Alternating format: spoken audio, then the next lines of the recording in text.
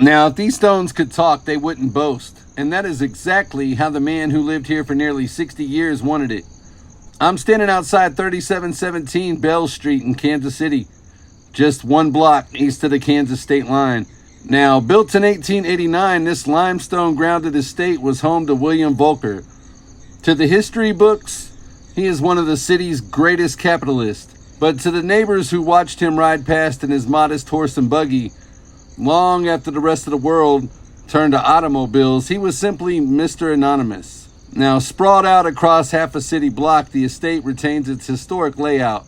The main house, a 1907 carriage barn, later converted into a residence, and a summer house. A low stone wall wraps around the property, marked by entry posts etched with the name Roselawn. Volker wasn't flashy. He preferred a well-cared-for lawn over architectural opulence. In fact, he quietly bought 3 neighboring homes just to give them to his clerk, his brother-in-law, and his sister. A grand life lived with immense humility.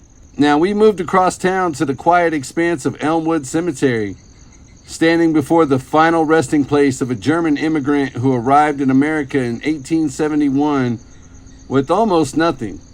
Through sheer grit, Volker turned a small picture frame shop into a home furnishings empire. But his true legacy wasn't the wealth he generated, it was how fiercely he gave it away. Volker revolutionized public charity in 1908 as head of the Board of Pardons and Paroles. He pioneered a radical idea for the time: no job, no parole, personally funding employment efforts to keep former inmates from returning to crime. And a year later, when hundreds of jobless men marched on City Hall, Volker proposed the nation's very first Board of Public Welfare, an unprecedented department designed to fight poverty at its roots. And when the city failed to fund it, Volker quietly cut a check for $50,000 from his own pocket. Though political machines like Pendergast would eventually corrupt his public programs, driving Volker back to private charity, his blueprint for public welfare was copied worldwide. From funding the Liberty Memorial to the very soil we stand on, Kansas City was built on the quiet, anonymous backbone of William Volker. And we are at his grave right here. This is your boy, Mack Malone, the KC Journalist, signing out.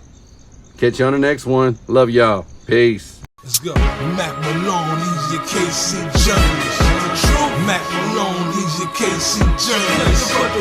Mack Malone, he's your KC Journalist. And y'all get the best from that KC Journalist. Let's go.